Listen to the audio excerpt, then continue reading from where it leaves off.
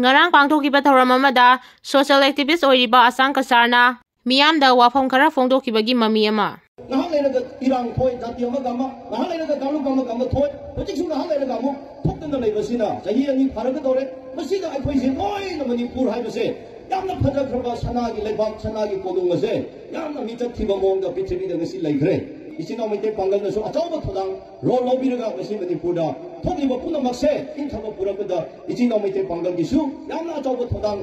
rol lei haibase masi kitang haijaramlaga sigumba thora pareng asina program asina manipur da inthaba tapthaba do purapo oirasunu aduga manipur da anauba manipur ama akhoi senggatpada mayamna maduda saruk yaminaraga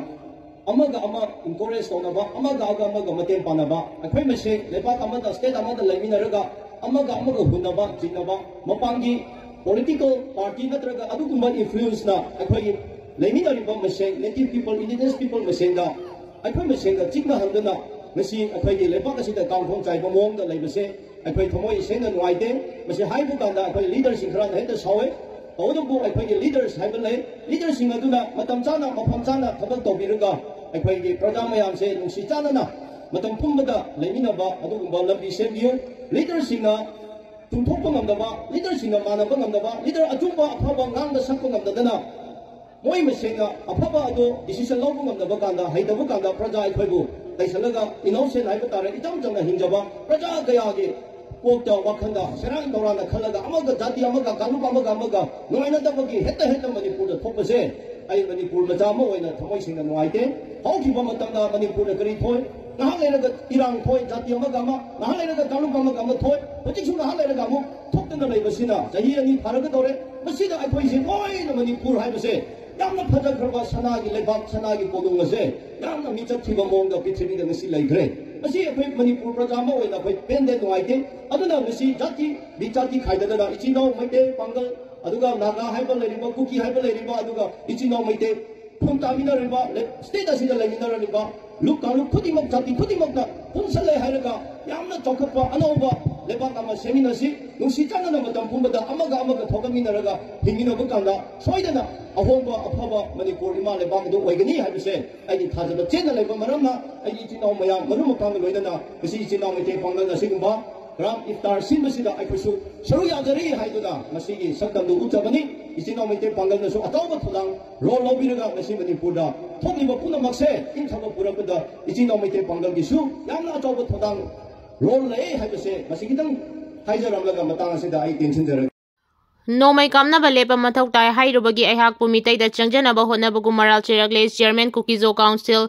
Ministry of Home Affairs MHA gi mihut kangbu amana handak Churchanpurda laktuna Manipur gi iranga mari leinana wari sanabada aihaki maikeidagi matam ama hektada khuthoknarakpa yabana proof ani gi marakda khuthoknaba lepnaba agreement ama sign tawnaba darkar oi haina phongdoklubagi aihakpu makoi gi marakta miteida changjanaba hotnabagum maral chiragle haina KUKI council KZC gi chairman Heliang Thanglen phongdokre KZC gi chairman Heliang Thanglen na Indian Express da phongdorakpada Union Ministry of Home Affairs ki North East Advisor AK Misrana lusingba ministry asigi mihut kangbu amana Manipur gi irang asigi mari leinana Manipur da laklam ki mihut kangbu amana Churchanpur da chu laktuna KUKI council yaungna CSO singi lusingba singa unaduna wari sanaba du da tongan ba organization singi apunba loop ama oiriba KUKI council KZC gi mahangna lusingba mihut kangbu ama susaruya ki mipamadu da mahaki maikeidagi Ministry of Home Affairs ki mihut singa du da kumjali singani kulhumdoi gi me humdagi khuthongna riba party ani magna khuthoknaba lepnaba agreement ama sign tawnaba darkar oi haiba wafam asi thamki KZC gi chairman asina makha taradun hai mipamadu da mahaki maikeidagi wafam asi phongdokpagi maramdi party ani asigi marakta matam ama hektada makhata na khuthoknarakpa yabagi oithokpa leibana haibani agreement sign tawnabagi wafam hawdokliba asi surrender tawba natraga peace pact ama tawnabagi wafam nate party ani magna khuthoknaba lepaga loinana buffer zone ikai khumnabaga loinana masina nakalani gi marakta makal khudingi wari sananabagi ahanba khongthang ama ohenaba wakalonda agreement tawnabagi wafam asi hawdokpani adubu laibak thibadi aikoi gi KUKI gi interest yenthokraga miteiga yachinaba purangnaba honare haina maral chiragle haina so Heliang Thang chingchinna pendaba phongdorakre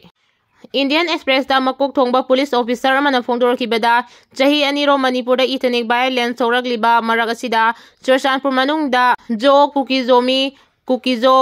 kukizo mar haiduna apikpa tribe kaya ama group semduna Santi tanabagi fibam amada lagli jomini haina saktak jaba tribe singna makoibu kuki haiba khangnaba wafam kanna yaningdri makoibu kuki haina khangnaba wafam kana yaningdri kuki ni makoina zomini masi mayek sengna lei haibasi makoigi firemni masimangna manungda ungkhanabagi fibam ama oiduna lagli police officer aduna makha taraduna chaliba thasi ki Churchanpur mar community gi apex body amani hairiba mar impui gi lujingba ama furuba wahaudagi zomi community na nakalamada leiraga nakalamada mar amasung kuki ani leblaga nakpak tanaduna khothongnabagi thodokta miyoi ama sikhibaga loinana miyoi kaya ama sopan thoki private property kaya amangata thokan ki hairi Lal Holub anigi keder ahum fare lona thingraba Lal Holub chorepagi acting member ama fagat pangamle hairi police tagi fangba paw man hai faraba miyo edudi chongtham kona mayai lekai dagi hojingna kongbada leiba standard college manak tagi tagen jam chana tomba jahi niphum doi kawi mangondagi mobile handset ani seloina lupa lising amaga chumna tarasu fagat pangamle hairi mahaglenga ki official singdagi namduna sengkai tungkai tobada chenaba miyo ni hairi amaromda Imphal amasong Bisnupur area da Chenba truck singdagi sengkai tungkai tawbada chenabani haiba lona thingraba koirengna luchingba UNLF ki acting cadre ani police na fagat pangamle hairi police dagi fangba pawman hai farba miyo ani edudi lilong arapti maning lekai dagi thongam Ronaldo sahi kuntaruk amasong Khuraidam Michael sahi kunipani makoi ani dagi truck ki sohom chalan ani smart card amasong so yauba makhong mari panba gari ama amadi mobile phone ani su fagat pangamle hairi TSA na kana yaningdaba phongdoragli Guwahati da April 3 da pangthoknaba sem sariba Hunthadaw Cultural Festival 2025 pu thugainaba KUKI su group sing amadi KUKI in PSA na phongdorakiba wafam bu Thadaw Student Association TSA General Headquarter na akanba mawongda condemn tawragli TSA na thadorba chirol amada suda lairiba sangi KUKI group sing UKDA KRA amasong KLA loinana KUKI in PSA na Hunthadaw Cultural Festival pangthoknaba phongdokiba wafam kana yaningdaba phongdokladuna directive asimak Indian Constitution na piriba fundamental right matpani maruoina freedom of speech expression amasung peaceful coexistence bu khongoinabani hairi sirol chin hai Assam da Thadaw haibasi constitutionally amadi legally yamna distinct oi KUKI ga karigumba mari amata leinadi haibasi yamna mayek chengba wafamni Thadaw purup asangi asengba yelhaw purup ama oiduna lagli maram asina Thadaw bo KUKI oina unanaba honarakpa yaroi KUKI singna makoi masagi mathau tawjagadabani Thadaw gi thabak thoramda khut thingdinpham thokde hairi KUKI in PSA na Thadaw hunbu KUKI gi unity bu mang takhanbani haina phongdoragliba wafam yumpham yawde hairi